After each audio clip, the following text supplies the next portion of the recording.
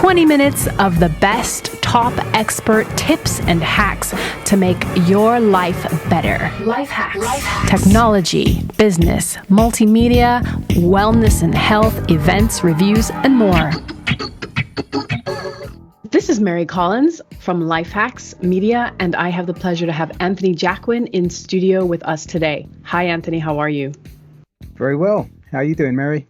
Great, thank you. I'm just going to give the audience a little bit of information about you. So, Anthony Jacquin is a vastly experienced hypnotist. He is the author of the book, Reality is Plastic, The Art of Impromptu Hypnosis. He teaches hypnosis and hypnotherapy alongside his father at Jacquin Hypnosis Academy. He provides personal therapy and reality coaching to his private clients. And as well, he has been a hypnotist and a hypnosis consultant on a variety of television shows, and now and again performs mixing up magic, mind games, and mystery. So with that, Anthony, I'm super excited to have you on the show because I'm also a trained hypnotherapist, but I do not have the skill set of, like impromptu hypnosis. That's just like a wonderful thing. That's an easy fix. Wonderful. Exactly. So especially with your academy, which is also very impressive. So let's give the audience a little bit more information about, first of all, what got you into working as a hypnotist and a hypnotherapist? Well, I was at university back in the mid-90s. My dad had taken some time off. He'd always been interested in self-development, personal development, those kind of books, passing them to me as a teenager. Kind of a hop, skip and a jump. I think he went from Anthony Robbins to NLP to Erickson. That led him, there's a famous hypnotist, by the way, that led him to do a course completely different to what we do now, but he got the bug for it. He wrote me a letter after his first couple of sessions saying, I feel like I'm wearing this invisible cloak, like something's changed. I have this ability I didn't have before, and it's just words, So I suggested I get one, and I got into it too. He handed me a pile of scripts and sheets of paper and stuff, and I had a go. My first few sessions were successful. They were therapeutic rather than fun. And I got the bug for it. That's it. I've never put it down since. Well, okay. Well, speaking of which, for people who are maybe watching things on certain television series right now about, Hypnotic is out right now, people have an impression of what hypnosis is. Can you just give us a quick description of what hypnosis is and hypnotherapy and how there's a difference? Yeah, well, hypnosis is a collaborative act of the imagination. It's not one person doing something to another. It's one person with permission engaging your natural ability to concentrate, harness your imagination, and alter your experience in particular ways. You do that already. By that, I don't mean, you go in and out of a trance all day. I just mean your personal reality is made of the same stuff that a hypnotic reality is made of too. So it's pretty straightforward. It's just words. It's just imagination. That's how my father sometimes describes it. Yep. But that's that. So hypnotherapy, well, it's a talking therapy. It's a kind of psychotherapy. But we use hypnosis and suggestion as, part of the delivery mechanism, if you like, for our therapeutic intervention. In most hypnotherapists' hands, I would guess at least 3/4 of the tools they're using are going to be used by non-hypnotherapists. They're cognitive and behavioral strategies for shifting your beliefs and thinking differently. But it is, although it may look passive because we have this image of someone sitting in a chair with their eyes closed, they're not asleep. They are involved, and they can stop anytime. Wonderful. That's great. And also, I don't think people realize that media has been doing form of hypnosis for forever, from what's on a man's mind. People were playing with imagery to market sex, to market clothing, to kind of get things out there. So, and the actual idea of being in a semi-hypnotic trance, I think it's like, even if you're just driving home and you get home and you're thinking about other things, it's on an automatic reflex. And all hypnosis is really teaching people is to use that automatic reflex to do good for themselves. Yeah, indeed. I'd go further and suggest that all of your behaviors are like that. They're automatic. They're responses to something. It's just that sometimes you have the accompanying feeling, I'm choosing, I'm doing that, I'm going to have a cigarette, I'm not going to stand up and speak today. So it feels a bit like choosing, but actually that response is just as automatic. And the notion of a trance, although it is a nice one to think of in terms of a state change, I think could also be unhelpful in the sense that we often see it as a prerequisite, as a special state, and as a prerequisite for taking suggestions on board, when in fact you're always on, you're always responsive. That's why you responded to the suggestion to change your state. So I prefer to just get set, go. Your problem is self-hypnosis, and your remedy can be self-hypnosis too. We just have to begin. Okay. And so, speaking of preparation, for example, of becoming a hypnotist or a hypnotherapist, what like for the academy, the Jacquin Academy, what's the process like? Okay, well, to become a hypnotist, you just need to learn to hypnotize. You could do that from a book or probably go on YouTube. It's not a complicated thing. And the basics are most of what you need. It's like playing the blues guitar or something, learn a few chords and you can probably have a go today. It's not that complicated. To become a hypnotherapist, it's best to get professional training, although it's mostly a self-regulated industry. So our course is a 50-hour. It's actually live online now. It's done via 12 4-hour Zoom sessions, but there's still lots of practical involved. And then between those classes, we give you exercises with your hypno buddy and your hypno circle, and probably need to add another 50 hours to that. So it may not sound that much, but by the end of that, I would expect you to be able to help people change their habits, overcome their fears, have a good go at shifting most of their, what used to be called, neurosis. It doesn't mean you're a psychologist or a doctor. There are certainly some things that you shouldn't be treating, but for most everyday habits and fears, blocks and compulsions, you can help. Why work harder when you can work smarter and live better? LifeHakx. So Anthony, speaking of different styles of therapy, what do you think about regression therapy? I have thoughts about it. Most of them are not that positive. So often people think that therapy involves looking back. Often it does. But especially the way hypnotherapy is portrayed in the media, it seems to be almost exclusively a process of recovering memory.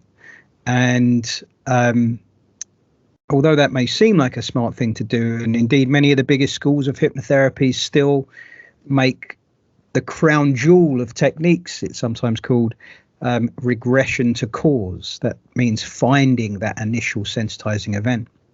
They spend a lot of time trying to do that, drag people through a lot of traumatic memories and revive a lot of pain along the way if they're not careful. But we've known for at least a couple of decades now that information that is gleaned is as likely to be completely false as it is true, as in, did it actually happen or not happen? I guess most of the time it's going to be somewhere between the two. So I'm of the opinion, if you like, that all memory is false, right? It's always a automatic creative act that's happening now. There is no file, there is no store. Each time you remember something, you're actually getting further away from it because it's colored by your experience since the last time you did that. So can that be used in a useful way? Yes, it can. Sometimes it does provide an aha moment, an insight. It's like, oh, there I was, and I was just 5, and you know, I've thought that was me ever since, but in fact, it was just something happened. So yes, you could do some work there, but you know, go and check out the TED. I'm sure you have the TED talk of Elizabeth Loftus. Go and read the book Victims, with hundreds and hundreds of case studies of quite well-intentioned therapists who I guess thought they were keeping their language clean, led their clients to revive, you know, memories of abuse, incest, sexual abuse that's like blew up their families very quickly. And sometimes, you know, those things weren't true, didn't happen. So I discourage it. The reality is nobody actually regresses. There's some good science showing that you don't actually kind of go there, but the feeling of I've remembered is exactly the same, whether that is a false memory, a fantasy, or it actually happened. It's the same thing. It emerges from inside you and you go, aha. You don't go, aha, but I think it's false. So I avoid memory recovery techniques as much as possible. And when we do look at something that's happened, think of it as, you know, with all the strengths and understandings you have now as an adult, as a woman, we revisit it and we reassess it. We look at it again and we let go of any negative emotion. We may actively falsify it by creating a better ending where that younger you know, heard what they needed to hear and got to the end of the event safely. But I do that as little as possible because there are better, less painful, less invasive techniques. Exactly. Like just creating more feelings of comfort, confidence, you know, tranquility. The brain has a way of kind of taking that, grounding the body and everything, emotions, and then dealing with stuff when it's ready. And even symbolism, you know, the language of a part of you. There's a part of you running this protective mechanism. There's a part of you running this nail-biting habit. Is language enough? It's as if the client knows exactly what that means at some level, and you can speak to it, you know, and ask it to make changes. Sometimes it's just that. It's permission to change, you know, and asking this system as if it is responsive and listening and live and able, you know, not self-employed, but actually waiting for its next instruction. Otherwise, it keeps doing the same thing. Right. Well, this is also, although you said, yes, people can watch YouTube videos, they can do whatever, but this is why I think it is so important to have a trainer, someone who actually informs you, hey, read this book, look into this before you do that. This is why we do this. This is why we don't do this. Because like you said, it can give people the wrong impression. You know, like, as I said, there's a Netflix show that is just absolutely terrible in all senses of the word. and such, like, made for television trash. I'm sorry. I probably have these actors on for an interview, but honestly, and it's so dangerous because, you know, people will turn around and watch Squid Games and be like, that's fine, that's not going to affect me or my kids, and then turn around and say, but I won't get any treatment or help for my emotions going through these difficult times because that's dangerous because it's magical. So speaking of magical, though, you do have a little bit of LifeHakx magic in your hats, your trickster hats. So, like, in that sense, explain what is the difference between stage hypnosis and hypnotherapy? That's interesting. So after doing hypnotherapy for several years, I got into performing. Part of the reason was I saw stage hypnotists making people hallucinate, you know, just with basic words and language, making them forget their name, be unable to stand when challenged to stand from their chair and things like that. And you don't often do that kind of thing in the therapy room. So I wanted to know what was possible and how real it was. Well, actually, it's all entirely real. So you can have these kind of experiences with suggestion. You can hallucinate. You can be unable to speak your name or even remember something that seems so fundamental. These are real experiences.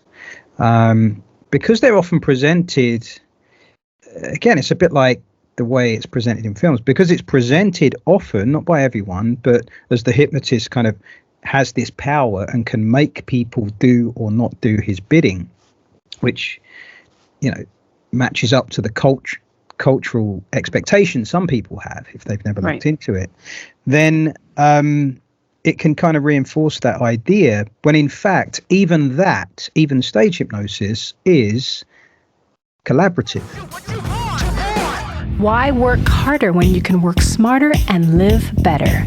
LifeHakx. So the key piece for me, regardless of what theory of hypnosis or mind you come to this from, because there are different views, right? So some of them are social, some of them are very much trait-based, special state-based, and others are more about how you're using your imagination. Wherever you've come from, the one thing, and to me it seems the only thing that people agree upon when they're trying to define something as hypnotic, is it's called the classic suggestion effect. It refers to the subjective experience you're having when that action is taking place. So if it's suggested your arm will lift, it's full of helium and it lifts up. The point is, rather than feeling like that is a doing, your subjective experience would be, it's happening, it's lifting. Right? It may be somewhere between the two. Like, as long as I continue to listen and imagine, I have the experience of it lifting. So on stage, we're often, and elsewhere, we're often collaborating so that you can have a non-volitional experience. We're trying to take you to the edge of your experience, so you start to float around, even though we're actually still in control. So stage hypnosis, is not a trick. It's not like a nudge and a wink of, hey, play along. That would be infinitely more stressful than doing a real show. But yeah, I think stage hypnosis has its place. I certainly don't agree with the idea that it puts people off going to therapy. And I appreciate you making the point about the recent TV show. Make it look scary, but that motif has been there in fiction since the late 1700s, and there are variations of it before that. Someone taking control of your mind. It keeps it in the public eye. It enables no news is bad news. Yeah, well, I guess some news could be bad news, but it at least enables the conversation. And part of our job is to, freshen up people's knowledge and cultural ideas and expectations about hypnosis. Problem that I can't fix, because I can do it in the mix. Find techniques like Anthony has to offer that, the mind is a powerful thing. It can control everything. Breathing can control your blood flow. It can control pain, nerve endings. You can re-heal parts of your mind. There's so many things, and body. There's so many things that can be done. And so I definitely recommend that you check out AnthonyJacquin.com or the Jacquin Hypnosis Academy.com on LifeHakx.com. Anthony, it's been an absolute pleasure. Thank you so much for being on LifeHakx. Thank you. I will continue this conversation again, I'm sure. Yes. Thanks for listening.